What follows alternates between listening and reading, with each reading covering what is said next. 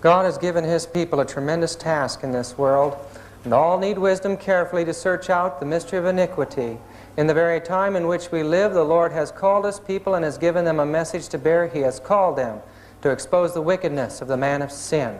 Testimonies to Ministers 1:18, and in Great Controversy 6:06 we read, "The sins of Babylon will be laid open, the fearful results of enforcing the observances of the church by civil authority, the inroads of spiritualism, the stealthy but rapid progress of papal power, all will be unmasked, and by these thousands who have never heard words like these before will be stirred."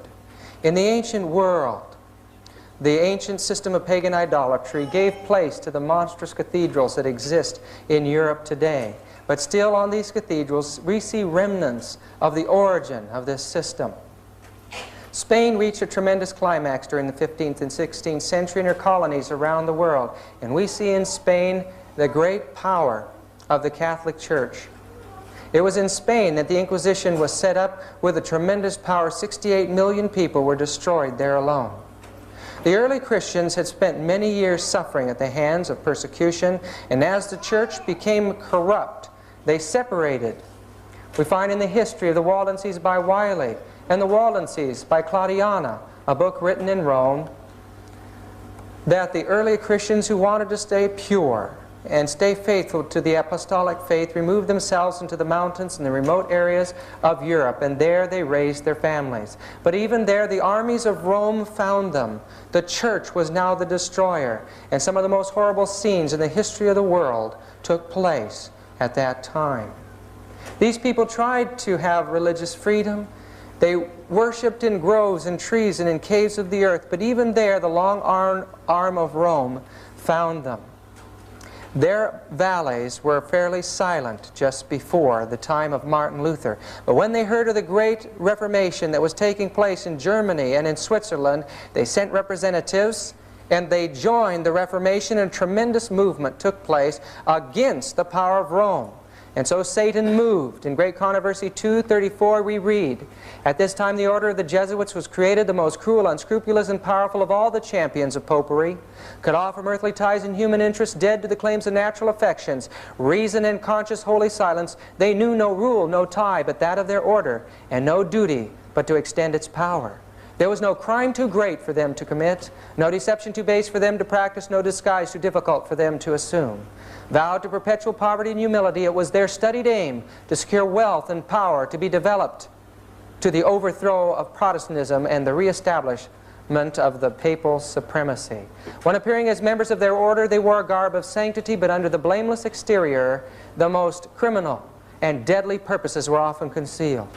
It was a fundamental principle of the order that the end justifies the means.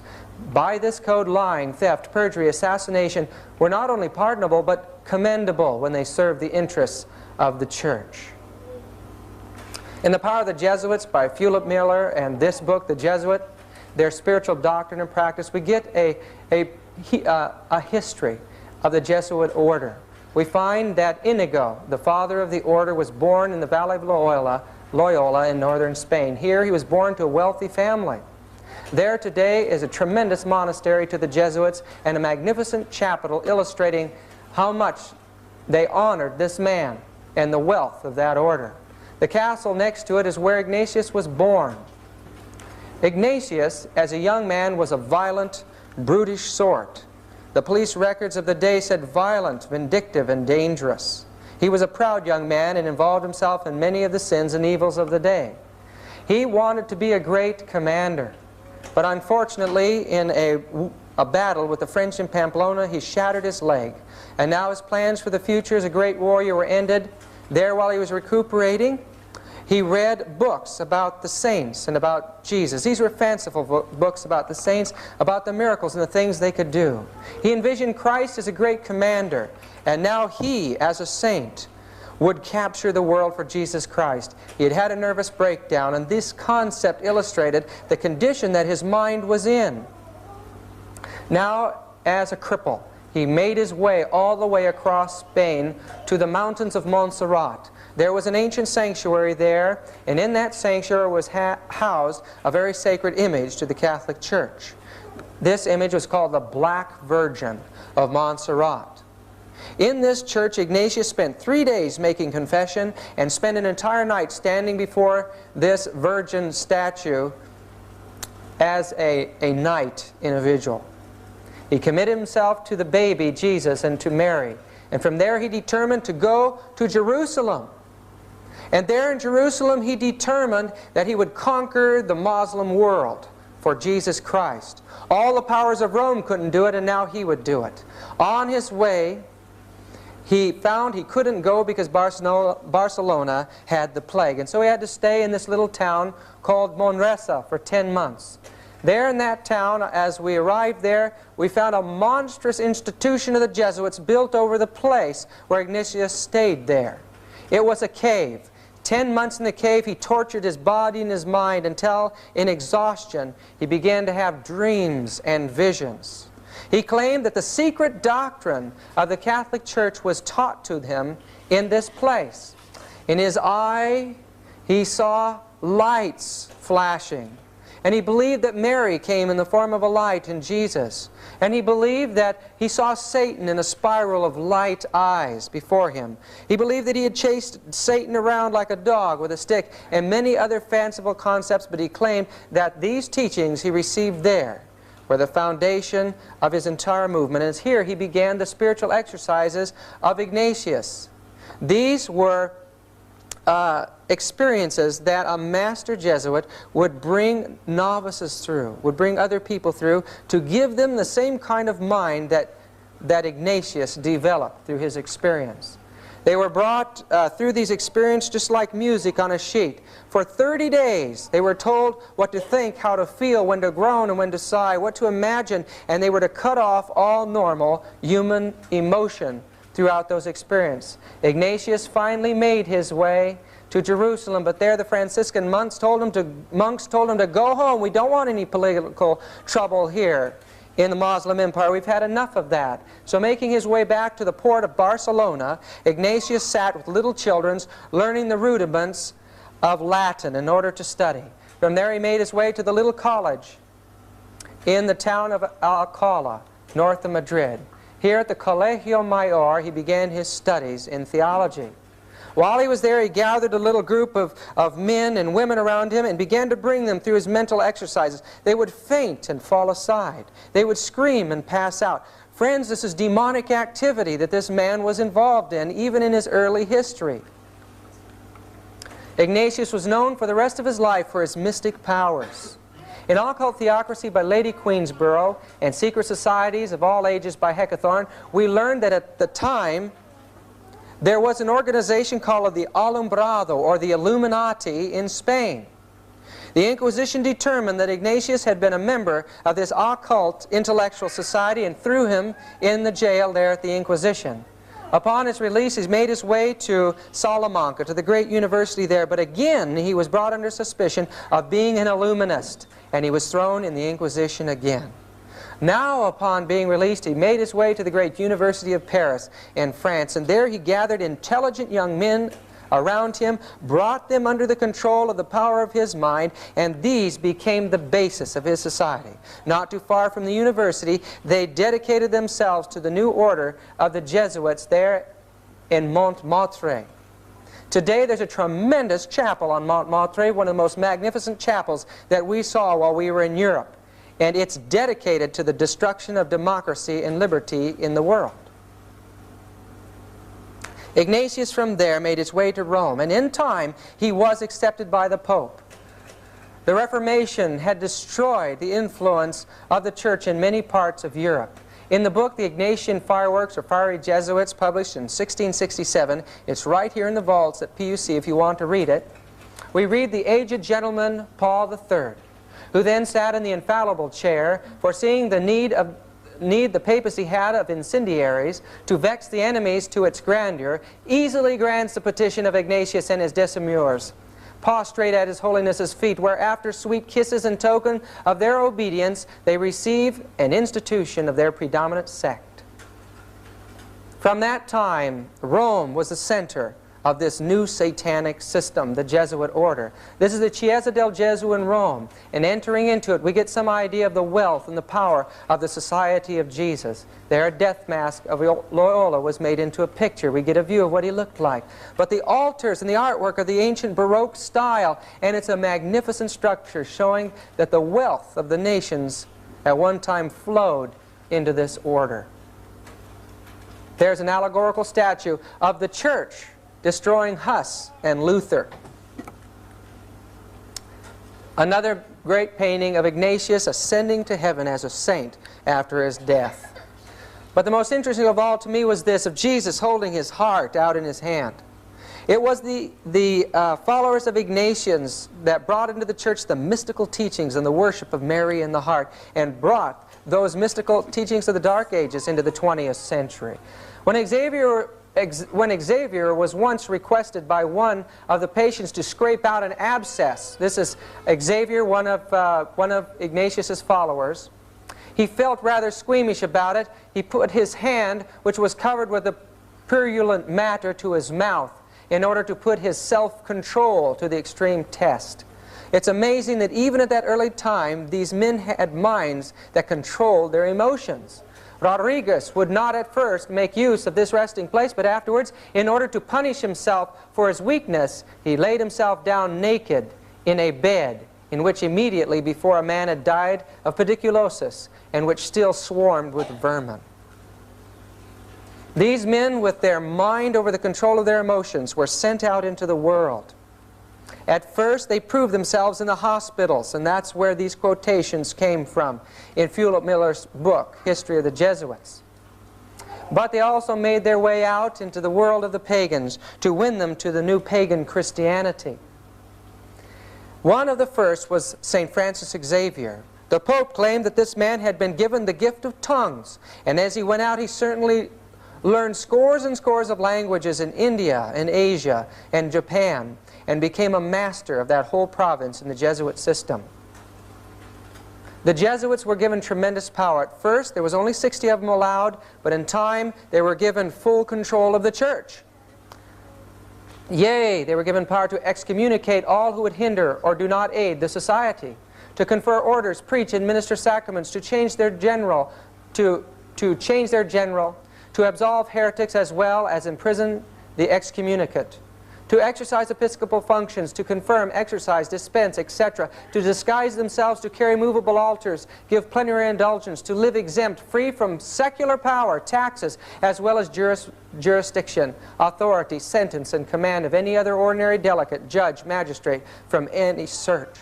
Folks, it illustrates that the church and society gave the Jesuit absolute control in this world, total free from all law. In the Council of Trent, 2 of them were set aside, Alcazar and Ribera, to form a counterfeit theology to the prophecy of the Protestants about the Antichrist. At that time, these theologians formed the idea of futurism, that the Antichrist should come sometime in the future. This in time developed through John Darby and Edward Irving in Scotland into the rapture concept. And this book on the rapture was written by 2 Catholic priests. Peter Canisius and Peter Faber were the first missionaries sent in to form an educational system in Germany to counter the Reformation. The Jesuits became the educators and the controllers of the mind of children and the generations that were coming up. They became the great moral theologians and fought the Protestant concept of predestination. They taught free will, but merged with their free will was the idea that an individual through his own works could become perfect and gain merit on his own. Father Matteo Ricci illustrates the tremendous power of the Jesuit to infiltrate other religions and cultures. He became in every way a Chinese, and in time infiltrated the court of the emperor in China. These Jesuits could read and learn the language and the religion better than the people, become the teachers of the people, and then insinuate Roman Catholicism, eventually opening up these magnificent courts to the Catholic missionaries. They entered into the primitive and poor areas of the world, and thousands of pagans were gathered into the Catholic Church through these men. But they had a secret way of doing it. In the book Fiery Jesuits we read, they allowed their proselyte Christians to commit idolatry by a subtle evasion, that of enjoining them to hide under their cloaks an image of Jesus Christ, to which they teach them by mental reservation to direct those public adorations which they rendered to the idol. The Jesuits infiltrated the other orders. They took over the head and the control of the Inquisition from the Dominicans. They turned it into a tremendous engine, a terrible power that wiped out thousands and millions of people. In Gurry's Doctrines of the Jesuits we read it was Loyola himself who procured the erection of the Inquisition in Portugal. It was at the hands of the Jesuits that millions of people suffered the most horrible deaths. Terrible suffering that goes beyond our imagination today. These people did not realize that as they were persecuting these people, as they were torturing their flesh and causing every nerve in the body to scream in pain, they were causing the sufferings of Jesus Christ himself in his people. In Fox's Book of Martyrs and other books, it tells about the tremendous campaigns that raged against those who had fled into the mountains to have religious freedom. In time, all of the Albigensian race in southern France were completely genocide, exterminated from the earth. Not one was left. And the Waldenses in northern Italy were exterminated to the place where there was only a few thousand left, and they had made their way over the Alps to Geneva. The record of history has been rewritten, folks, by the Roman Catholic religion. The Jesuits became the controllers of history, and thus the record of millions of faithful souls is not available to us. The Spirit of Prophecy tells us that that record is written in heaven. The church, every time she wanted to evangelize or infiltrate another area of the world, set up schools or colleges there in Rome. This became the origin of the Pontifical Gregorian University. Its purpose is for the subversion of the world. They set up houses of the Jesuits and magnificent schools which gave some indication of the tremendous wealth of this order. Europe was being covered by the Jesuits. In the Ignatian fireworks we read, or we notice on the back page, it shows the Pope heating the fire that burned London in the 17th century. And it shows Jesuits under the control of the Pope starting fires in every country of the world. These Jesuits believed diabolical and witchcraft doctrines. At the heart of that order was occult teaching. From a Jesuit creed by John Battista Posa, he says, "I believe in two gods, one is Son, Father, and Mother metaphorically according to a temporal generation. The other metaphorically Mother and Father according to a temporal generation. And what is consequent hereto, that the common term Mother, Father may be equally attributed to God and the Blessed Virgin as if they were both hermaphrodites, sexually male and female." This is raw pagan teaching in the raw sense of the word. In the book, again, the Fiery Jesuits, they affirm that the diligence of an expert conjurer in diabolical arts may well be thought worthy of a reward, and that a fortune teller is not obliged to restitution if he hath consulted the devil, nor to confession, though he hath expressly invoked the devil, and that it is lawful to consult a conjurer. It was the Jesuits who became the masters of astrology in the Dark Ages. They led out in the schools of teaching astrology in the Vatican. Folks, this chart was made by a famous Jesuit Kircher, and it's astrological healing. In The Soul Hustlers by Rennie Norbergen, an illustration that their teachings on astrology and their occult beliefs in the heart of that system has never changed. Rennie Norbergen in this book quotes Jean Dixon as saying, "As a child I was taught Chaldean astrology by a wise and wonderful man, a Jesuit priest." I don't see how anything can be, I don't see how anyone can say that astrology is wrong. After all, he was a man of God. Jean Dixon in the world is one of the most popular clairvoyants and astrologers today, and we understand now that she was taught that by the Jesuits. In Gurry's Doctrine of the Jesuits, this also is available in the library here at PUC, we learn the secret of how the Jesuits became the masters of the confessional. They could excuse sin by subtle evasion, and because of it, the wealthy powers of the earth beat a path to the Jesuit confessional. They learned the secrets of state, they sent this to the head of their order, and through it they were able to manipulate the emperors and the rulers of the world. Henry IV had them in his kingdom, and we find that that the Lewises surrounded themselves with Jesuits and used them as confessors and to run their government. But this Louis the 15th was a homosexual. No wonder he needed a Jesuit confessor. As we were going through Versailles, we were told that in this room, this was the bed of Louis, and as the heads of state came in each morning to talk over state matters, he would grab one of them, pull them in bed, and pull the curtain around him, and after sodomy was over, they would continue the state talks. And his confessor was a Jesuit. The Jesuits got used to the wealth of the world. They lived in luxurious palaces like this, being confessors to the priests and kings, and they became the wealthiest group in the world. Through their influence in France, one of the most horrible massacres that took place in history took place. Publicly, the church appeared to be uniting with the Protestants just as they are today, friends. And secretly, they planned the slaughter in 1572, where 25,000 Huguenots alone were slaughtered in Paris and over 65,000 throughout France. Because of this, the governments recognized the danger of the Jesuit order, and they began to be expulsed from various countries of this world. They were kicked out of Paris. They were kicked out of Portugal, where they had gained tremendous power. They were removed from Spain. The governments realized that the wars and the troubles were being caused by the Jesuits, and now the Jesuit order went through all the terrors of the Inquisition. It was at this time in history that the Jesuits were taken and they were thrown in prison. They were thrown on ships and forced to stay on these ships without toilet facilities until disease destroyed their bodies and racked their souls. The Jesuit order's power, the secret of its power, is in its structure. One man stands as all-powerful at the head of it. The provincial is a man that is all-powerful within his area, submitting to the general, and then the superiors are in control of the Jesuit individuals. But at any time they can go around their superiors to the one above him, keeping a check and balance situation.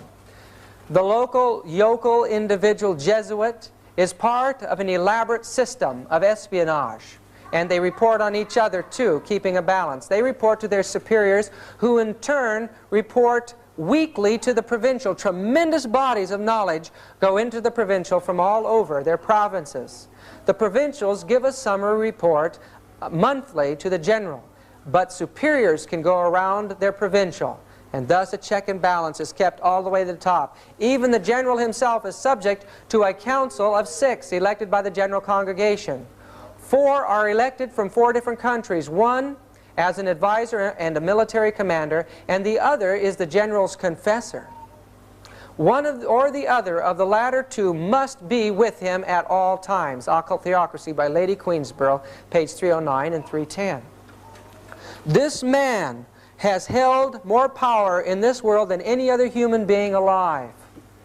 Gurry's Doctrine of the Jesuits, we read, the general has usually stood towards the Pope, much as a powerful grand feudatory lord of the Middle Ages did towards a weak titular Lord Paramount, or perhaps as a captain of a splendid host of free champions, as he did towards a potentate with whom he chose to take temporary and precarious service. And the shrewd Roman populace have long shown their recognition of this fact by styling these two great personages the White Pope and the Black Pope. In truth, the society has never from the very first obeyed the Pope whenever its will and his happened to run counter to each other. In the book The Fiery Jesuits, we read about the power again. Jesuit power arrived to such an height that when the Italian de Acquaviva came to be Father General, he gave his hand to be kissed as the Pope his toe. In their constitution, the Father General is called Dei Legatus, or Christi Vicarius, one of which, having the title, regarded not the Pope's message, though sent to him by 2 cardinals, enjoining everyone in the society to acknowledge Christ present in their general. The Jesuits tell us our Father General, as all know, governs Rome itself and the Popedom.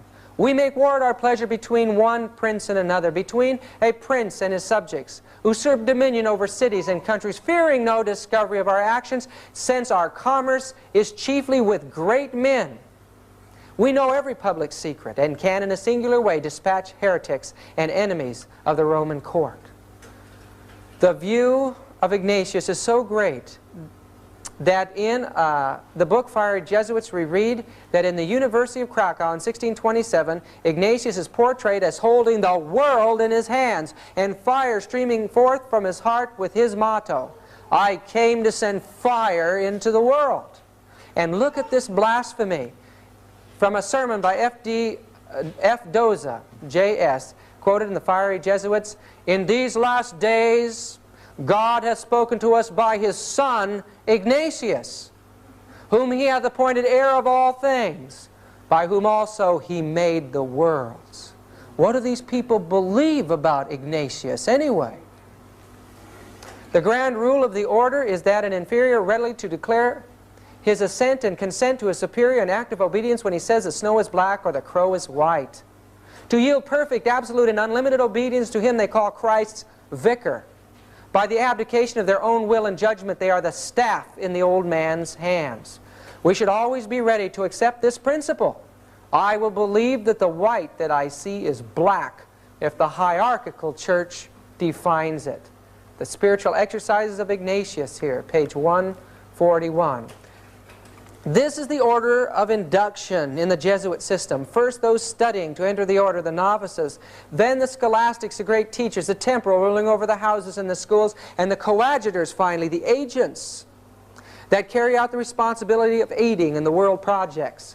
Then, and only then, this mass of Jesuits can be initiated into the actual order of the Jesuits, the profess of the three vows and the profess of the four vows.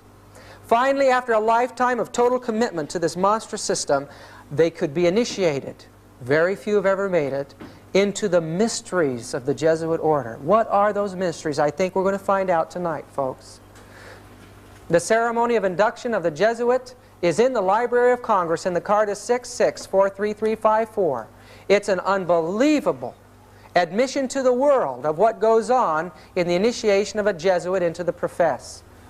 The Jesuit oath, "My son, you have been taught to act a dissembler among the Roman Catholics, to be a Roman Catholic, and to be a spy even among your own brethren, to believe no man, to trust no man, among the Reformers to be a Reformer, among the Huguenots to be a Huguenot, among the Calvinists to be a Calvinist, among the Protestants generally, be a Protestant, and obtaining their confidence to seek to speak from their pulpits, and to denounce with all vehemence in your nature our holy religion and the Pope, and even to descend so low as to become a Jew among the Jews, that you might be enabled to gather together all information for the benefit of your order as a faithful soldier of the Pope. You have been taught to insidiously plant the seeds of jealousy and hatred between states that were at peace, and incite them to deeds of blood, involving them in war with each other, and to create revolutions and civil wars in communities, provinces, and countries that were independent and prosperous, cultivating the arts and the sciences, enjoying the blessing of peace. To take sides with the combatants and to act secretly in concert with your brother Jesuit, who might be engaged on the other side, but openly opposed to that with which you might be connected. Only that the church might be the gainer in the end, and the conditions fixed in the treaties for peace, and that the end justifies the means. You have been taught your duties as a spy to gather all statistics, facts, and information in your power from every source. To ingratiate yourself into the confidence of the family circle of the Protestants and heretics of every class and character, as well as that of the merchant, the banker, the lawyer, among the schools and universities, in parliaments and legislatures, and in the judiciaries and councils of state, and to be all things to all men for the Pope's sake, whose servants we are unto death. You have received all your instructions heretofore as a novice, a neophyte, and have served as a coadjutor, confessor, and priest. But you have not yet been invested with all that is necessary to command in the army of Loyola in the service of the Pope. You must serve the proper time as the instrument and executioner, as directed by your superiors. For none can command here who has not consecrated his labor with the blood of the heretic. For without the shedding of blood no man can be saved. Therefore, to fit yourself for your work and make your own salvation sure, you will, in addition to your former oath of obedience to your order and allegiance to the Pope, repeat after me. I promise and declare that I will, when opportunity presents, make and wage relentless war, secretly or openly, against all heretics, Protestants, liberals, as I am directed to do, to extirpate and exterminate them from the face of the whole earth, and that I will spare neither age, sex, condition, and that I will hang, burn, waste, boil, flay, strangle, bury alive these infamous heretics, rip up the stomachs and wombs of their women and crush their infants' heads against the walls in order to annihilate forever their execrable race. That when the same cannot be done openly, I will secretly use the poisoned cup, the strangulating cord, the steel of the piniard, or the leaden bullet, regardless of honor, rank, dignity, or authority of the person or persons, whatever they may be their condition in life, either public or private, as I at any time may be directed so to do by any agent of the Pope or superior of the Brotherhood of the Holy Faith, the Society of Jesus. Could they carry out these kinds of monstrous oaths? They can, because of the secret of the exercises. In Boehmer's book on the Jesuits we read, we imbue into him spiritual forces which he would find very difficult to eliminate later. These forces can come up again to the surface, sometimes after years of not even mentioning them, and become so imperative that the will finds itself unable to oppose any obstacle and has to follow the irresistible impulse. Folks, you know what this is? It's possession. An army of possessed men dedicated to the destruction of all governments and religion in this world. We are told in the fiery Jesuits that at that time, 1667, secular persons of both sexes joined to the company by a resignation of themselves absolutely to the conduct of the professed fathers. These usually are gentlemen and merchants who enmix themselves in the court and city business and in offices, bargains and sales, or active gentlewomen and rich widows who, like a plantation of Indies, bring into the society a vault of revenue of gold and silver. Folks, even today, these societies joined to the Jesuits exist. This is the Society of the Knights of Columbus. There is a women's side to that as well. And in this publication in 1950s in Life magazine, we see that the society is alive and powerful today. Now this is the oath that the Knights of Columbus take. Again, this is from the Congressional Record. It's on file from February 15, 1913. And here it says, and I'm quoting from it, not all of it here, we don't have time. I will place Catholic girls in Protestant families, that a weekly report may be made of the inner movements of the heretics, that I will provide myself with arms and ammunition, that I may be in readiness when the word is passed, or am commanded to defend the church either as an individual or with a militia of the Pope. This is in 1950s, folks, or 1913. In testimony hereof, I take this holy and blessed sacrament of the Eucharist and witness the same further with my name written, with the point of this dagger dipped in my own blood, and sealed in the face of this holy sacrament. I do further promise and declare that I will, when opportunity presents, make and wage relentless war secretly and openly against all heretics, Protestants, and Masons, as I am directed to do, to extirpate them from the face of the earth, and that I will spare neither age, sex, or condition, and that I will hang, burn, waste, boil, flay, strangle, bury alive these infamous heretics, open up the stomachs and wombs of their women, and crush the infants' heads against the walls in order to annihilate their execrable race. Same as the Jesuit, folks. That when the same cannot be done openly, I will secretly use the poisonous cup, the strangulation cord, the steel of the piniard, or the leaden bullet, regardless of honor, rank, dignity, or authority of the person, whatever may be their condition in life, either public or private. Should I prove false or weaken in my determination, may my brethren and fellow militia of the Pope cut off my hands and feet, cut my throat from ear to ear. May my belly be opened and sulfur burned therein with all the punishments that can be inflicted upon me on earth, and my soul shall be tormented by demons in eternal hell forever. That I will, in voting, always vote for a Knight of Columbus in preference to a Protestant, especially a Mason. In the book Catholic Power Today, we read that at this time, now in the 1970s, and 80s, the Catholic Church now has adopted simultaneously with carrying on the old traditional religious organization, a strategy of gradualness directed at the smooth identification of her most advanced weapons of penetration. Hence the creation of a peculiarly suited religious, semi-religious, and even lay bodies whose aim is to infiltrate the various strata of society. The last few decades have seen the multiplication of such movements of penetration labeled secular institutes. Their members generally are people who, although laymen, have the same fervor and determination to fight for the church as have the traditional religious orders. Thus, while taking the vows of poverty, chastity, and obedience, they do not wear special clothes, have ordinary jobs, and mainly live at home.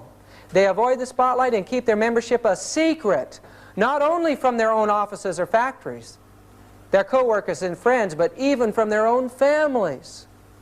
This termite-like secret army is a vast international, the growth of these semi-lay and lay orders whose members are unrecognizable even to Catholics themselves in these last few decades has been phenomenal, particularly in Protestant England and the United States. Catholic Power Today, Hour of Manhattan, page 33. That's a book to get and study, folks. In 1773, the Jesuit order, due to the pressure of the governments of Europe, was put out of existence by the Pope. That Pope was poisoned because of that act. But the Jesuit order now no longer existed at that time. And so the Jesuits had to secularize themselves. Except in Russia, they continued unabated and controlled the government there. But Ingolstadt University had been a Jesuit center and institution for many, many years. Here in this institution, a young man, Adam Weishaupt, was a Jesuit-trained doctor of canon law. Now, he wanted to see the Jesuit order come back to power. And in time, he published a plan to take that organization and give them the world. This plan is laid out in a book called Proofs of Conspiracy by John Robeson in 1798, as well as many other books.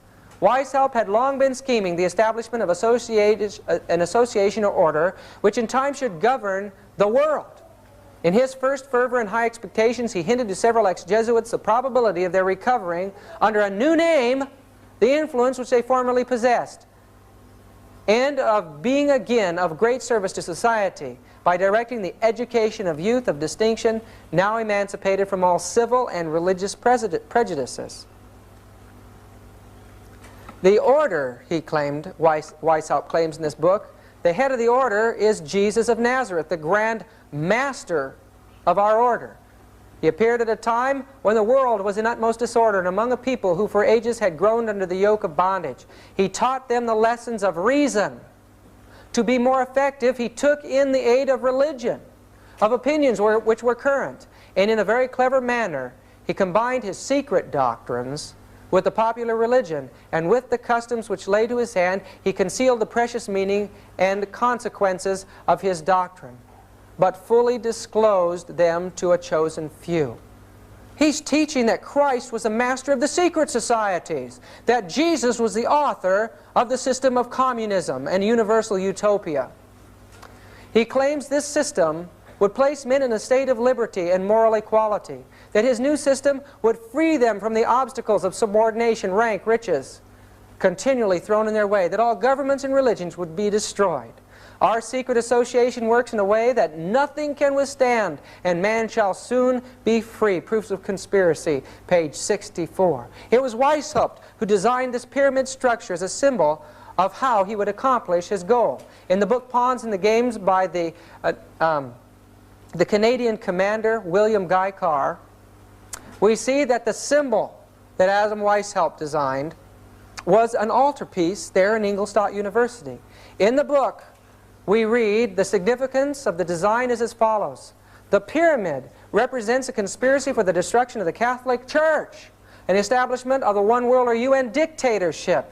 The secret of the order, the eye radiated in all directions, is the all-spying eye that symbolizes the terroristic Gestapo-like espionage agency that Weishaupt set up under the name of the Insinuating Brethren, to guard the secret of the order and to terrorize the populace into acceptance of its rule.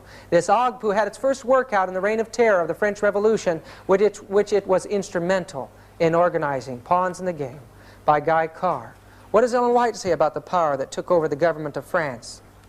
She says in Great Controversy, page 273, the beast that ascended out of the bottomless pit shall make war against them and shall overcome them and kill them. She says the atheistical power that ruled in France during the French Revolution and the Reign of Terror did wage such a war against God and His holy word as the world had never witnessed. They were the Jacobins, and Weishaupt was called the father of Jacobinism.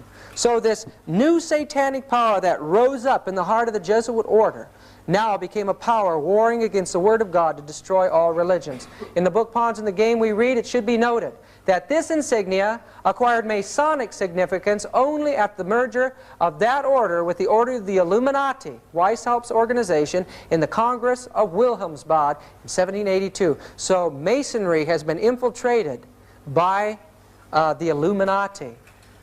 The picture of the eye in the pyramid can be found on books fomenting the ideas of Weishaupt, which caused the French Revolution. And what a horrible revolution it was.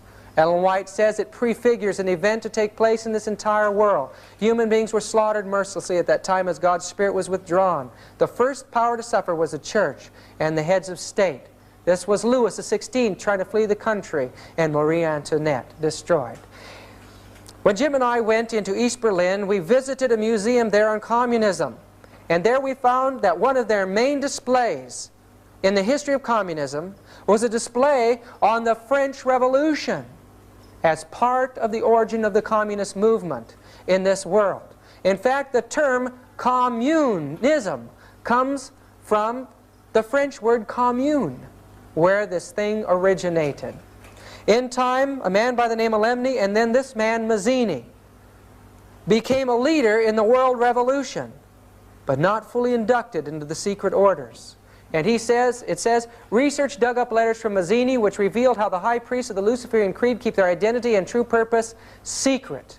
In a letter Mazzini wrote to his revolutionary associate, Dr. Bridenstine, only a few years before he died, he said, "We form an association of brothers in all parts of the globe. We wish to break every yoke.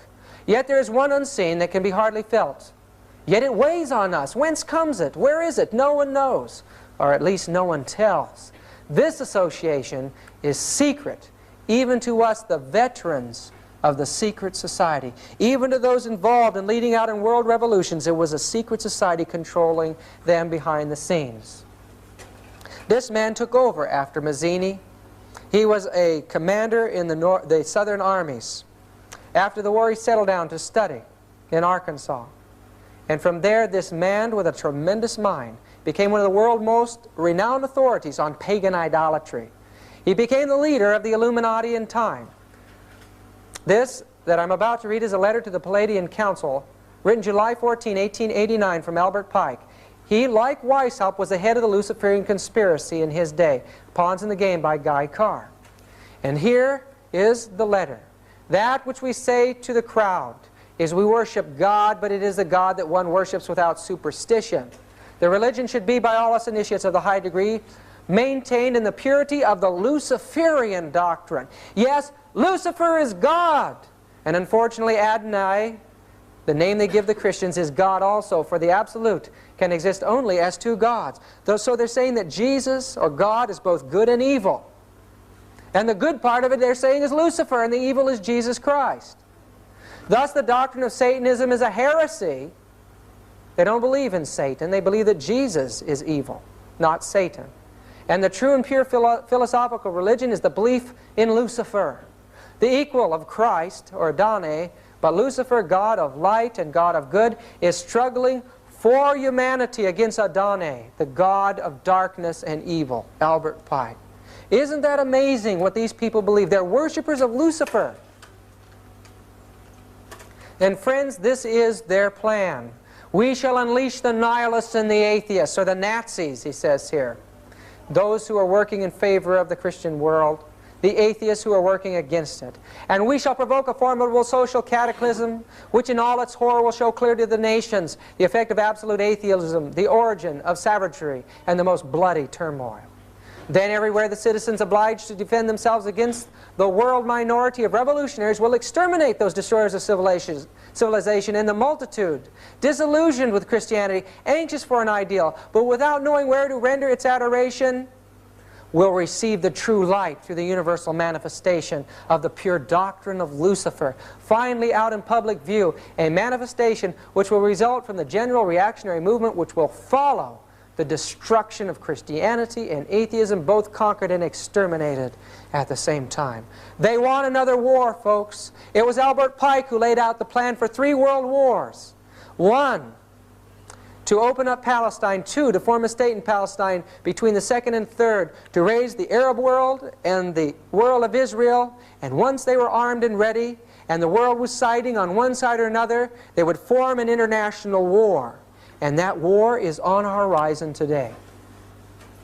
Ellen White told us in Evangelism, page 623, a power from beneath is working to bring about the last great scenes in the drama. Satan coming as Christ and working with all deceivableness of unrighteousness and those who are binding themselves together in secret societies. Those who are yielding to the passion for confederacy are working out the plans of the enemy. The cause will be followed by the effect. For 100 years, we may have had the privilege of knowing what was going on in those secret societies through inspiration. An example of the kind of mind that exists in the spawn of the Jesuit order can be seen in this man, Aleister Crowley, who was a 33rd degree Mason. Aleister Crowley, 33rd degrees. Aleister Crowley was also a member of the Kabbalistic organization of the Golden Dawn in London. And here is his law.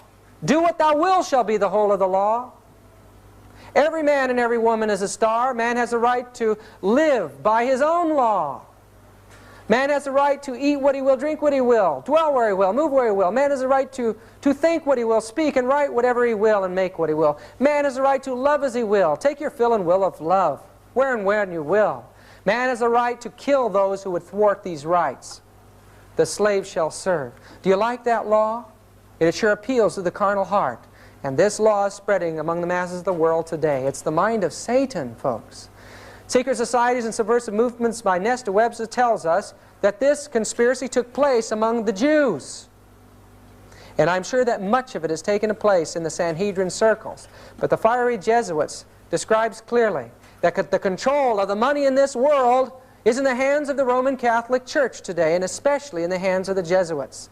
They're the ones that claim to become the Jew among the Jews. They're leading out in the Zionist conspiracy.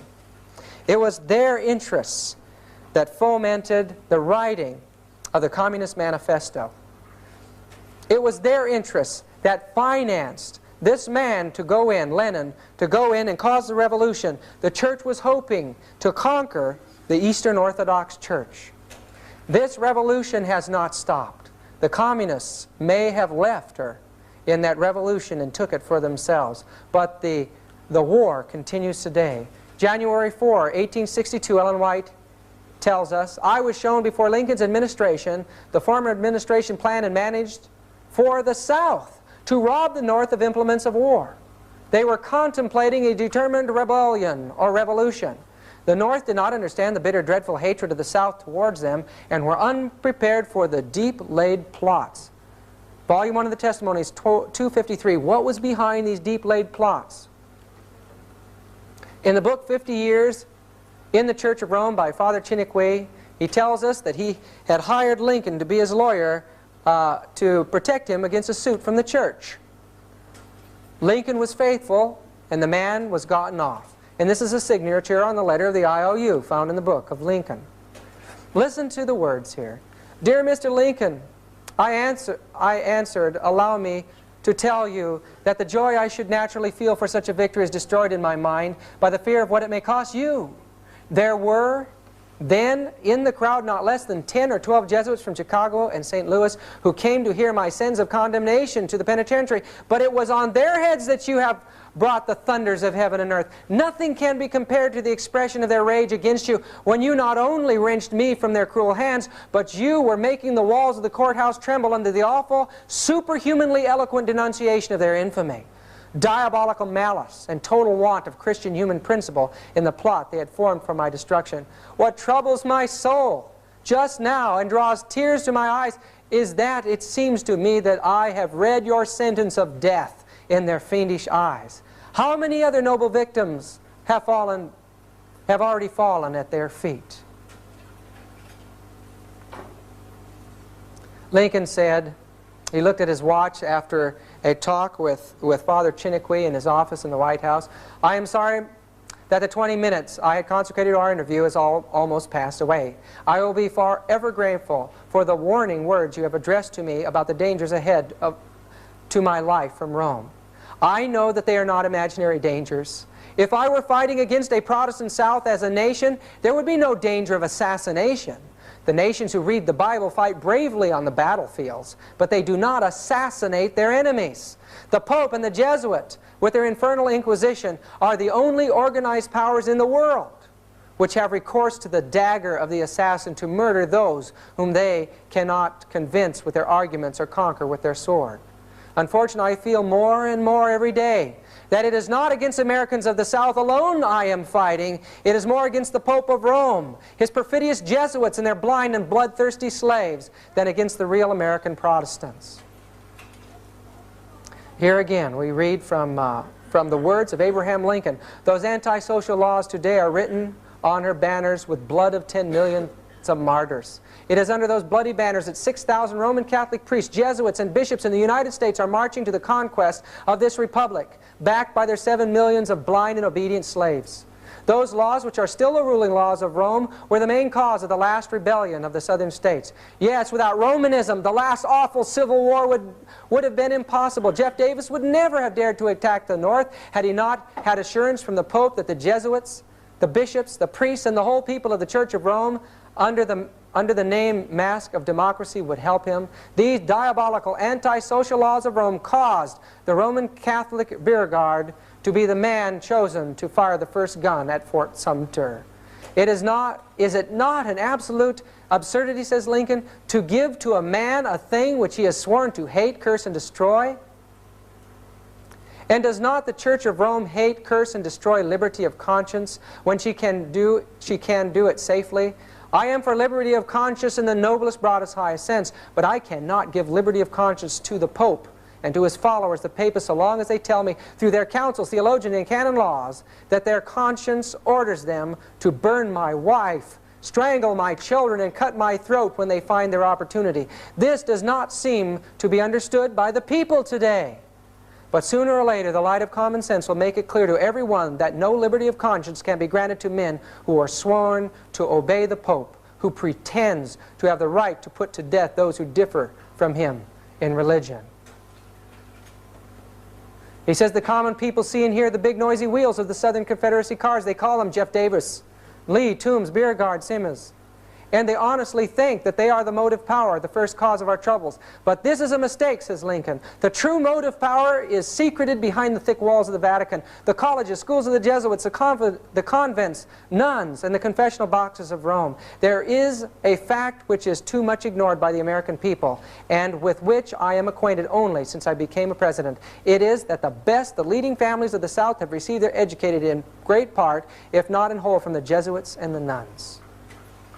Now, after the assassination of Lincoln, this brother Chiniquy is talking in the book. After I mixed my tears with those of the grand country of my adoption, I fell on my knees and asked my God to grant me to show to the world what I knew to be the truth, that horrible crime was the work of popery. And after 20 years of constant and most difficult researches, I came fearlessly today before the American people to say and prove that the President Abraham Lincoln was assassinated by the priests and Jesuits of Rome. In the book of the testimonies given in the prosecution of the assassin of Lincoln, published by Ben Pittman, and in the 2 volumes of the trial of John Surratt in 1867, we have the legal and irrefutable proof that the plot of the assassins of Lincoln was matured, if not started, in the house of Mary Surratt. But who were living in the house at that time? The legal answer is the most devout Catholics in the city. The sworn testimonies show more than that. They show that it was the common rendezvous of the priests of Washington. These people were Roman Catholics. It was a Jesuit conspiracy that destroyed Abraham Lincoln. The church planned the destruction of the world and the regaining of its power through world wars. And this is brought out in this book, The Secret History of the Jesuits. She tried with Bismarck to get him to fight for her, to Kaiser Wilhelm to get him to fight for her. And in time, she brought about the reaction of the Serbians against her effort to force them to Catholicism, an assassination attempt on one behind the Catholic plot. And that led to the first great war, the First World War. In time, this man, Pius XI, brought to power Mussolini in a desire to regain some political power.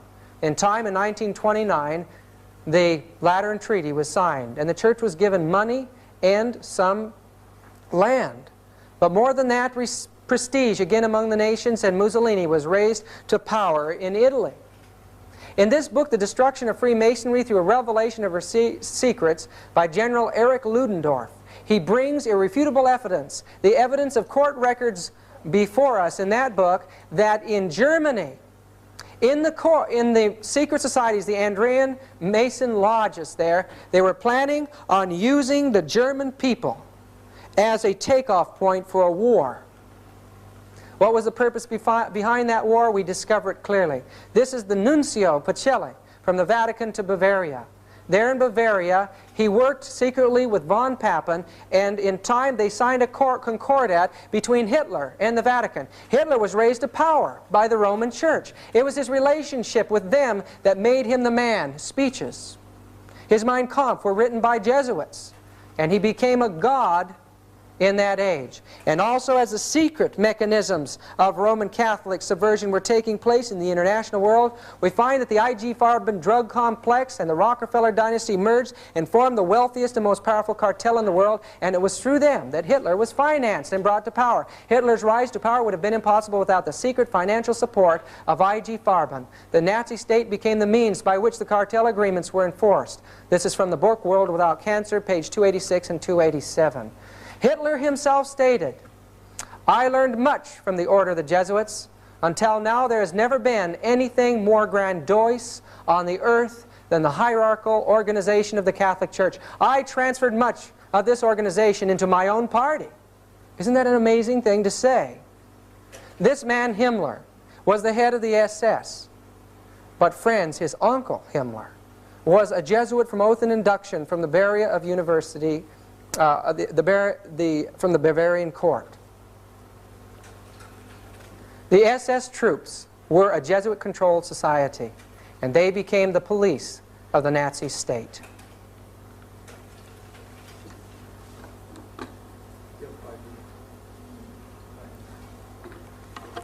This book, Smokescreens, reveals a tremendous involvement of the Roman Catholic Church in the slaughter of millions of people. Here it quotes Hitler as saying, "As for the Jews, I am just carrying on with the same policy which the Catholic Church has adopted for 1,500 years.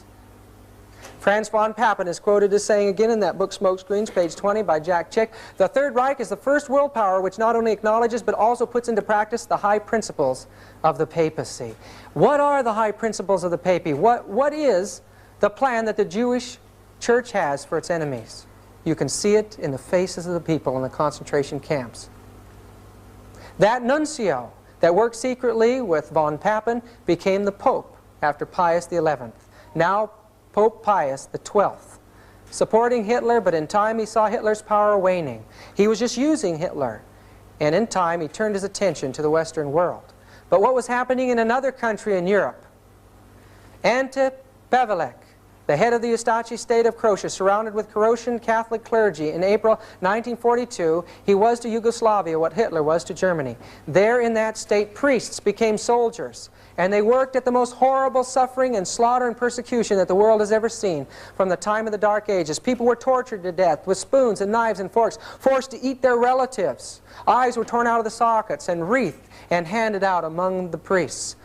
This is 1942, folks. It shows that if she gains power, she will return to the apostasies of the ancient time. This man was responsible for opening up trade with Russia and recognizing a political connection with Rome. He also placed this Masonic symbol on our dollar.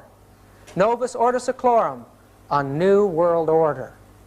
The reverse the seal of the United States of America, according to Manly P. Hall, an expert on Masonic lore. Not only were many of the founders of the U.S. government Masons, but they received aid from a secret and august body existing in Europe which helped them to establish the United States for a peculiar and particular purpose known only to the initiated few. The Great Seal, says Hall, was the signature of this exalted body, and the unfinished pyramid on its reverse side is a trestle board setting forth symbolically the task to the accomplishment of which the U.S. government was dedicated from the day of its inception. Who dedicated this country? Many books have been published now that make it clear what took place during the years after the Second World War. First, the church joined itself to the United States through Cardinal Spellman. Then, Russia, realizing the responsibility that the church had in the Russian Revolution, realized that the entire balance of world power could be swayed by being involved in Vatican politics. So a Catholic Pope now in 1958 comes to the throne in the Vatican. And what does he do? He establishes the Great Vatican Council for bringing the governments and the churches of the world into a great communist society. They invited priests and the reverends and religious leaders from all over to join in their talks. What was happening here was an effort to unite the world and paralyze her enemy. In Catholic Power Today by Avram Manhattan we read, "The Catholic Church's offer for reunion to all Christian churches not in communion with her is a magnificent ecclesiastical Trojan horse, a means to penetrate their citadels and accomplish their capture and final capitulation." Catholic Power Today, page 22. And this is how she plans to do it. She will support any military or economic force or movement that would maintain things while she is in power. If she can't accomplish it that way, she'll mobilize her religious and diplomatic power to counteract against her opponent in the event she fails to crush it another way. But finally, her last bid is forming an alliance with it, characterizing her joining it. In special circumstances, even leading it, as she's doing today in the great movement for peace and disarmament in the world and the ecumenical movement. This is one of her last assaults. She led out in the charismatic movement secretly, and in time, as it passed the borders of the Catholic Church, and Protestants saw that now the Catholic Church was speaking in tongues. These are Catholic priests. Catholics and Protestants together in great revival meetings will be speaking in tongues together. Some of these folks will be speaking in rosaries, while the others beside them are speaking in tongues. It seems to adapt itself to every religious climate today. Spiritualism has joined Christianity. It was this Pope, the next Pope to take office, Paul VI, that took over the world in a great movement of ecumenism. He finished up the work of the Vatican II. Here he is uniting himself with the Greek Orthodox Church.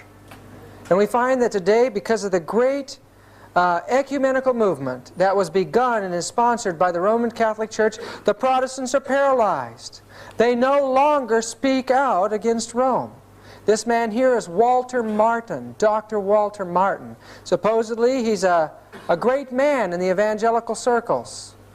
He accuses the Seventh-day Adventist Church of being a cult because they claim Ellen White is a pope, or they take Ellen White, he says, as a pope.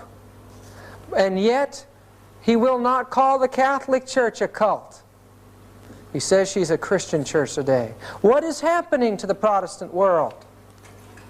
It was the Catholic Church that opened up her doors and invited the communist heads of state in. Here's President Tito from Yugoslavia in meeting with the Pope at the Vatican.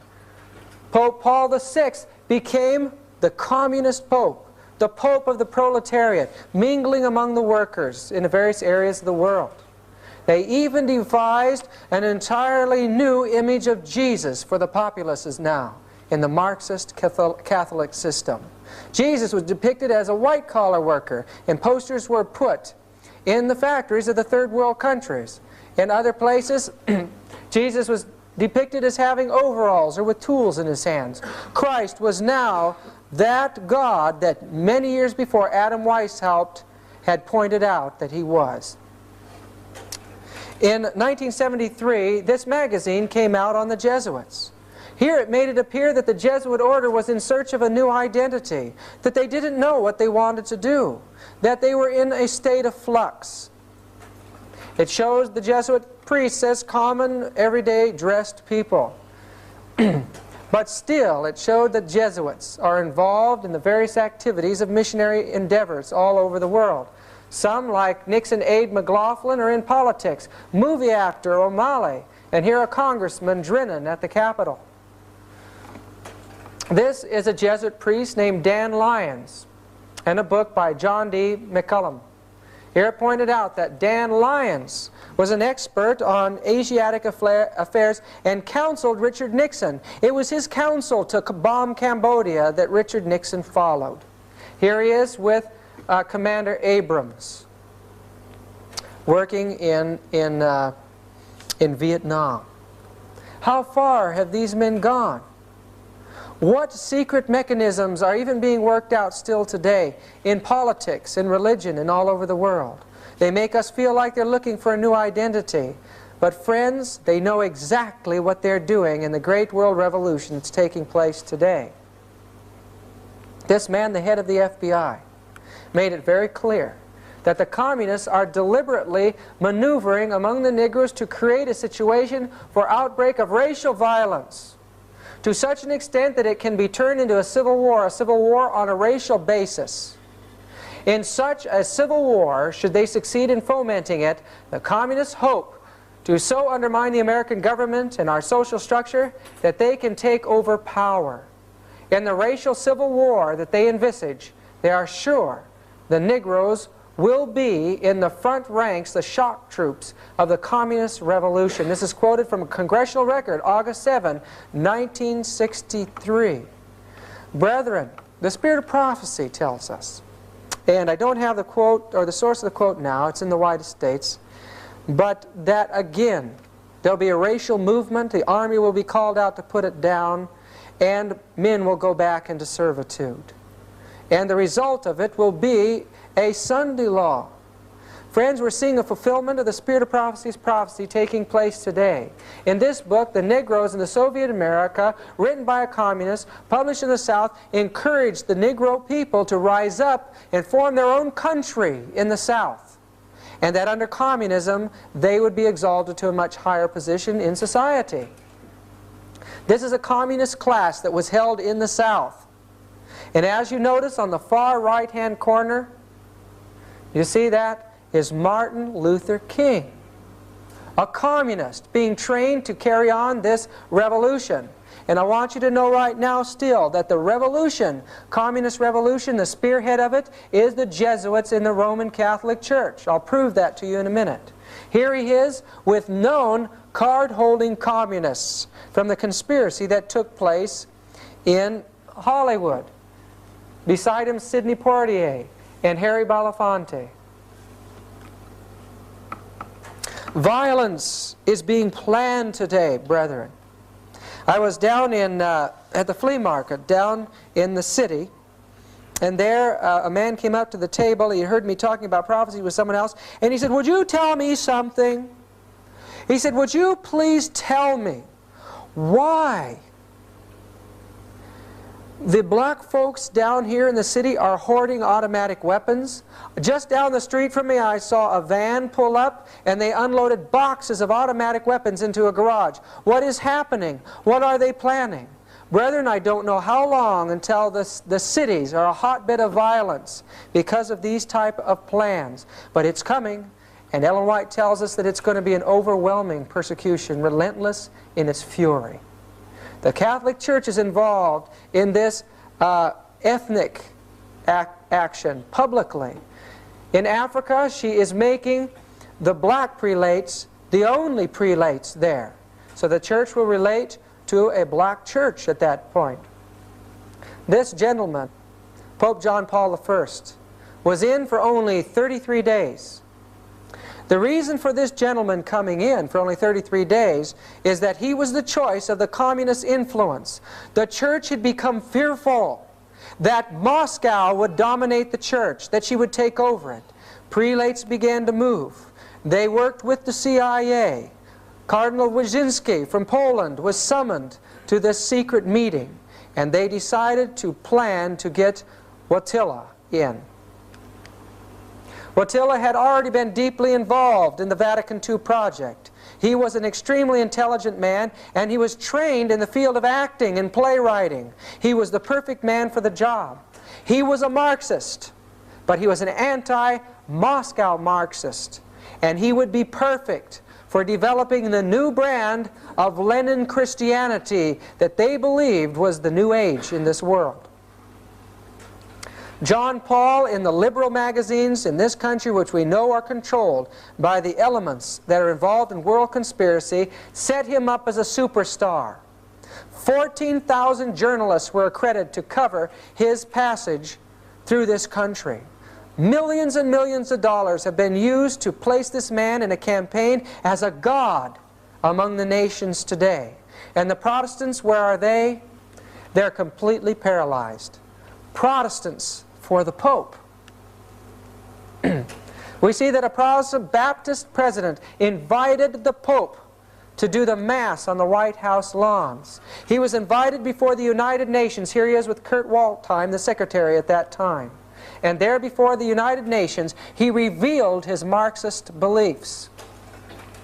The Plain Truth magazine put out in that year says that during the 62-minute discourse at the General Assembly, the Pope shed, as it were, his clerical garb and displayed his humanistic side. He interposed his carefully chosen words with patently Marxist egalitarian themes. Murray Kempton of the New York Post said, "The Pope aligned himself in spirit with the demands of the developing nations for the restructuring of the world economic order." That's a tremendous statement. And look what's going on in black Africa. When the Pope visited Africa, they even changed the color of Christ. There, when the Pope got back from the meetings there in Africa, he said that Catholicism in Africa is Africa. The church is taking over the third world communist countries today. Prelates are now all of an ethnic nature, and in time there is a hope and a plan that a man of an ethnic nature will become the Pope, and thus the third world, the largest part of our world as far as the masses of mankind, will identify with the Vatican. Today, this Pope has brought this man Guntian into a promotional position second in line to the papal seat. We read here that during the papal visit to Benin 2 years ago, it was Guntian who received the most rousing cheers from one welcoming crowd. John Paul's increasing trust in his African aid was acknowledged last week when Guntian, in a major reshuffle of the papal staff, was promoted to one of these most important posts in the Vatican. As he went to Central America, here he lent his speeches to the communist revolution that were taking place there. The peril of such interpretation is portentous. It puts the kingdom of God in the near future just beyond the fast-approaching Catholic Marxist revolution. The spirit of these biblical Marxist, Leninist-oriented quotations has already impregnated the whole fabric of the Latin American church.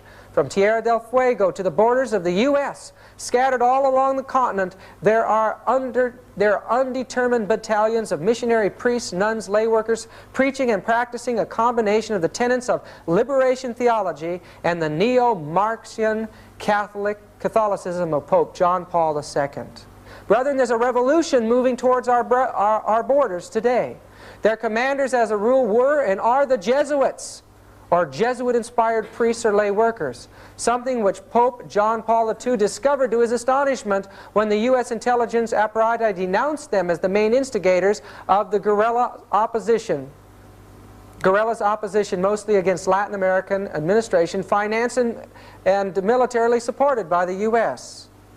Individual Jesuits at times acknowledged their involvement in the revolution. Father Luis Pellicer, for instance, when he testified in San Salvador, December 12, 1981, before an audience of diplomats and newsmen, admitted that he had served an active guerrilla group for almost 15 years. That's clear back to, at this point, when this was published, that would be clear back from 1965. They have been leading out in the communist revolution of Central America. He stated that he had joined the guerrillas in Guatemala, and from there he had helped to prepare the ground for the guerrillas in El Salvador. Every Jesuit in Central America, he commented, is actively serving God, not God, but Marxism and revolution. That is from the book, The Vatican-Washington-Moscow Alliance by Avro Manhattan. Get it, brethren, and read that book and be aware of the rise of Catholicism today in politics. As we visited the ancient center of the Waldensian religion in Torre Pellice, we were disappointed. There for 3 days, these former Christians, now still calling themselves Waldenses, and the Catholics, were carrying on a communist rally for 3 days called Il Unita, singing Marxist hymns, and you can see the sickle and the hammer there as their symbol. Christians have become communists in this world, and it's the biggest movement taking place. In the countries that Jim and I pass through in our traveling, we're constantly faced with this type of thing. Clear out on the island of Patmos, they were having a communist Christian rally there, the Greek Orthodox Church. Brethren, we are not aware of what's taking place. We have been blind for too long. This Pope has captured the hearts of the world. The world is now wandering after the beast. If there is any time, the healing of the wound is taking place now. And friends, the power, once it is gained again, will result in mass persecution. President Reagan recognizes the power of the Roman papacy and that 25% of the American populace is Roman Catholic in votes. Avro Manhattan's book, Catholic Power Today, page 129, tells us the Catholic Church is the largest church in the United States of America. Ecclesiastically, she is the best organized. Financially, she is on a par with any of the giant trusts or corporations of America. Indeed, should the occasion arise, she could stand up to all of them collectively. Politically, she is looming ever larger at the White House. She is a power in the Senate, a force at the Pentagon, an invisible agent at the FBI, and the most subtly intangible prime mover of the wheel within the wheel of the United States of America, the Central Intelligence Agency. This again, Avro Manhattan's book, page 129. There is a reason why Ronald Reagan is behind something that the American people were shocked about. A U.S. and Vatican forming a link. Here we find that it wasn't the last official Vatican ambassador was in 1867. And remember that during this time there was a revolution taking place in Italy. The Pope was moved out of his political position and there was confusion brought in. But America had not fully forgotten the responsibility of the Roman Catholic Church in the war between the states. For all this time, for 117 years, we have held off our connection with that power. And now U.S. Vatican resumes full diplomatic ties. What does it say? The step announced here at the Vatican was described by officials of the Reagan administration as an attempt to improve communications at a time when Pope John Paul has become increasingly involved in international affairs. What's happening in our affairs here in the United States? The Protestants have been consistently moving into the arena of politics. There is a revival of religion in legislature today. Many of the old concepts that were revived before, men have forgotten that they were religious. A one-world judicial court was fomented by the National Federation of Churches, the National Council of Churches. Social Security was a religious issue, and now many religious issues are covering the books of law today. What's going to happen as a president in this country has to capitulate to the religious forces? We read on April 23, 1984, in Spotlight magazine, Reagan orders concentration camps.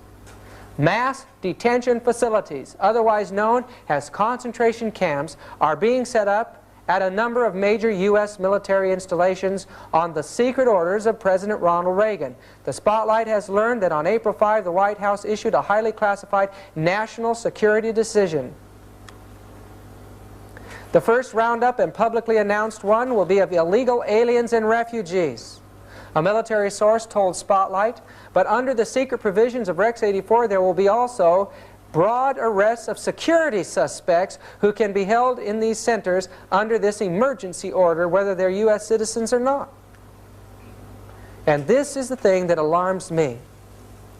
It says, according to these sources, the primary goal of the vast police operation condemned by Rex 84 is to detain and deport illegal immigrants. But these sources say Rex 84 has another, even more closely guarded and carefully orchestrated objective: to apply the so-called capture and custody measures against political opponents, resistors, or even outspoken critics whom the administration considers dangerous. We know that recently President Reagan met with the Pope in Alaska, and there he assured the Pope that we would become involved in world projects with the Roman Catholic Church. What if our country, our legislature, becomes so increasingly involved with religion and politics that it recognizes the message of God through the Adventist people as a challenge to that power? We'll be put in concentration camps. Ellen White tells us in Great Controversy, page 564 and 571, let the restraints now imposed by secular governments be removed, and Rome be reinstated in her former power, and there would speedily be a revival of her former tyranny and persecution. The Protestant churches are in great darkness, or they would discern the signs of the times. The Protestant church is far-reaching in her plans and modes of operation.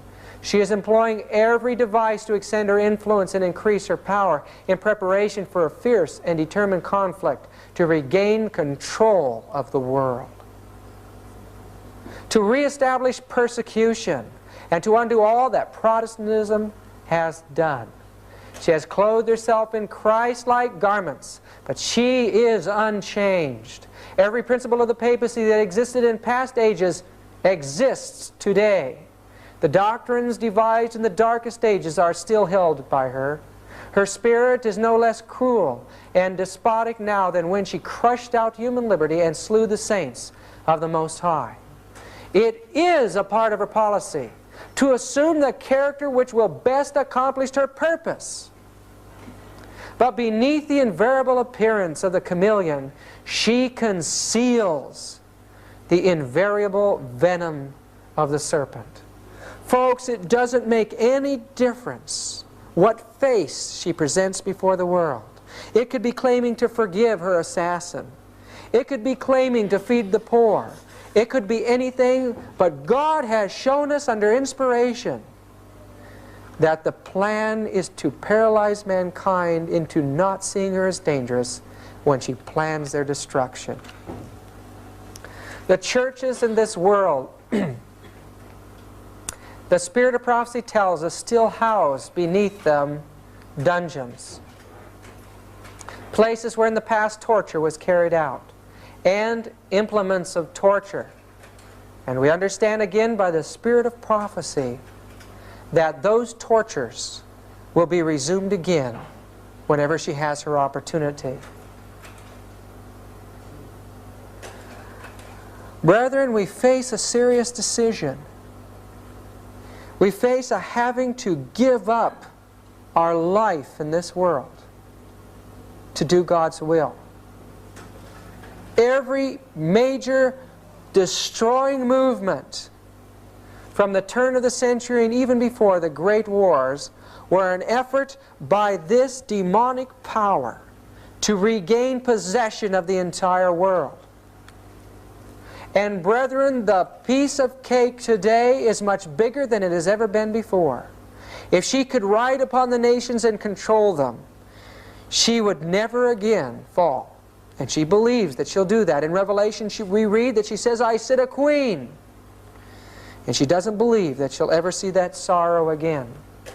How will she accomplish it in this age?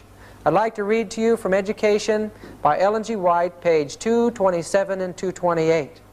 Spiritualism asserts that men are unfallen demigods, that each mind will judge itself, that true knowledge places men above all law, that all sins committed are innocent, for whatever is right, and God doth not condemn.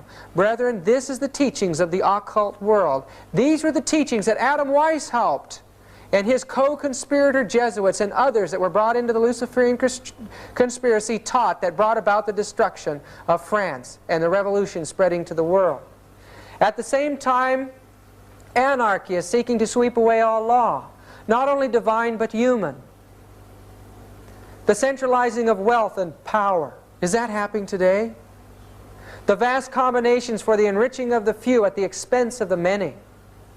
The combinations of the poorer classes for the defense of their interests and claims. Brother, everything from terrorism to the man walking down the street with a poster is that movement today. The spirit of unrest, of riot, and bloodshed. The worldwide disseminations of the same teachings that led to the French Revolution. All are tending to involve the whole world in a struggle similar to that which confronts France. Brethren, there is a movement today. The base of it is spiritualism. People are crying human rights again, and the movements of Christianity are right involved in those cries. In Revelation 17, verse 8, we read about this movement.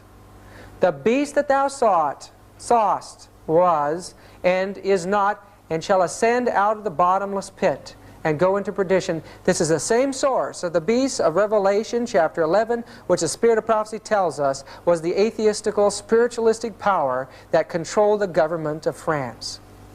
Today it's rising on the scenes. And 10 horns which thou sawest upon the beast, these shall what? Hate the whore, and shall make her desolate and naked, and shall eat her flesh, and burn her with fire. The very power that she wants to ride upon, the very power that she feels is going to set her up above the nations, is the very power secretly that is working for her complete destruction. And brethren, her destruction is not just the destruction of the Catholic Church, but she is the mother, and the harlots are the Protestant world. And all of Christianity is going to be involved in a tremendous war and a slaughter at the hands of the new spiritualistic movement that is taking place today. Ancient spiritualism had to work in secret and was a novelty to many people for many years. But recently it has become the fastest growing movement in the world. Since 1976 and 77, the teachings of witchcraft have become the predominant religion in the world today. In this book by Marilyn Ferguson, The Aquarian Conspiracy, we are taught that in this day and age, the greatest minds, the most powerful people in the world, and people on the grass level are organizing. They're working together, though maybe unseen, in legislative halls and in schools, in Christian churches. They are working together to bring about a great occult revival and a taking over of the world in this new age. And folks, they have control of the wealth. They have control of the scientific secrets. There is nothing that they cannot accomplish when their word says go, except that God is holding back the winds. These people can control your mind and control your heart. Ellen White tells us that Satan will work through the sciences of psychology, phrenology, and animal mesmerism. He will use hypnotism on the masses at the end of time. Where is our protection against this great final effort? Brethren, it's only that we are possessed entirely by the Spirit of Jesus Christ. We could not expect to escape the delusion that's coming and the overpowering delusion of Satan as long as one part of our being is still on Satan's ground. We have got to come up to the fullness of Christ's righteousness. Christ has to come into his heart, as we read in Desire of Ages, page 324. He'll come in and he'll make our heart his possession, and he'll make it his fortification and determine no power should be known in it but his own. And he will make that heart impregnable to the assaults of Satan. At some point in the experience of the Adventist people, we've got to face the fact that we have to settle into the truth of justification so that we can no longer be moved. And God can end this work. This mind of Ignatius Loyola is the dark, vile mind of the Dark Ages, and yet through the initiation and through the exercises of Loyola, that mind from the Dark Ages of papal supremacy controls the most brilliant minds in the world today. And science, Ellen White tells us, is to lead the world into the papacy as superstition and ignorance once led it into the papacy in the years before. Their schools and their universities cover the world, and in the United States they're everywhere. Thousands of Jesuits continue to graduate every year, and now the people have no knowledge of what their plans are for the world. Brethren, I believe that we are unconquerable if we are part of the movement of the Holy Spirit in this last age. But if you are not, and you don't know for sure that your salvation is secure at this time, you will not be able to stand the pressures that are coming.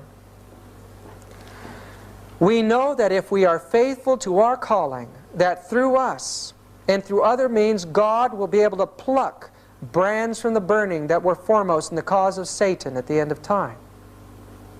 And one of these brands was a man by Lacunza, a Chilean Jesuit. This is Lambeth Palace in London, and there's a library there that's set up for priests and prelates.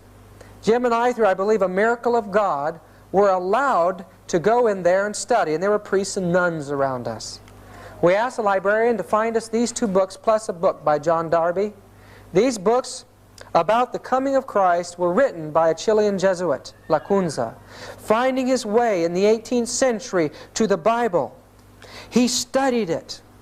Probably as a man entranced, he began to understand the nearness of Jesus' coming. And so he began to write. He went through all of the doctrines of that time on the coming of Christ and proved them all false. And when he did present his view of the coming of Christ, you know what he presented? He presented the truth, that Jesus Christ was soon coming to take his saints from this earth, that he would take them up with him into the heavens, and there they would reign with Christ for 1,000 years. After this period of time when all are destroyed on this earth, he would come back with them after the millennium, and he would judge all the wicked, raising them from hell and from the dead. Of course, he didn't fully understand the immortality of the soul and some of our doctrines, but brethren, the publication of these books in the 1820s and 30s led to the great revival in England and the looking forward to Jesus' coming. I believe that these men, many of them, and others that are involved in movements that they believe is right, can be won if our people will wake up and do the work God has called them to do. There are safety measures in the Bible to avoid their influence on us and on our churches. In Galatians chapter 1 verse 8 we read, "But though we or an angel from heaven preach any other gospel unto you than that which we have preached unto you, let him be cursed or damned." Verse 9, "As we said before, so say I now again, if any man preach any other gospel unto you than that ye have received, let him be accursed or damned." If we followed the Bible, we would not allow heresy in our ranks. And a great suffering would be saved for many of the people of God. In 2 John verse 9, we read, "Whosoever transgresseth and abideth not in the doctrine of Christ hath not God. He that abideth in the doctrine of Christ, he hath both the Father and the Son. If there come any unto you and bring not this doctrine," what is it? The everlasting gospel, the 3 angels' messages that were delivered to the Adventist people, "receive him not into your house, not into your place of worship, and neither bid him Godspeed, or you'll be a partaker of his evil deeds." How many men, how many times have we allowed ourselves to be subjected to reasoning that has destroyed the Adventist faith? Jesus now is a high priest in the heavenly sanctuary in the most holy place. There he waits to finish his work in you and in I. Christ is the one that holds his angels in his hands. That's a symbol of all his people that are faithful to him, giving his message. He holds them there. They're in his hand and no one can take them out. Christ the sacrifice is beside each one of us today through the ministration of our high priest. As he ministers his Holy Spirit to us, the death of Christ becomes our death. The world is sacrificed unto us, and we unto the world. And Christ's eternal life is given to us. We can stand in this world as conquerors over self and live without sin, brethren. The power is there for us. Christ is pictured in Revelation chapter 3 in the Laodicean message is knocking at the door of your heart. Brethren, Jesus longs for you to open up the faculties of your soul. Lay aside the thoughts and the concepts of this world and let Jesus take all of your thought. Behold Him. And the Bible promises that you'll be transformed into the same image. Christ today is calling for His children. He's going to bring them into a powerful movement. And if we're faithful to that calling, there is no power in this world that can stand against us. Every obstacle will be broken in our path, and God's glorious message will go to the world. Brethren, the Lord is going to work in simple ways. He can take anybody and speak through him, just as He can talk to a stone, or as He talked to a donkey at the time of Balaam.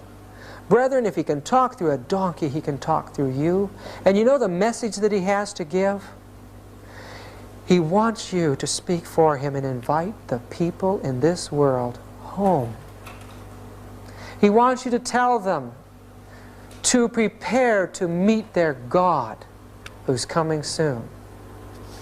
Brethren, we haven't any idea of the glories of that heavenly home. We can't imagine it. But the Holy Spirit wants us to know that God has prepared things above our greatest imagination. And there is nothing in this world that should keep you from receiving that prize. Not all the power of the Jesuits or the Catholic Church or the great communist movement. None of these things should keep you from Him. Not the worldliness, not the money, not family, not structure, not church, not anything. Just Jesus. And He can bring you in. And He can seal you for eternity.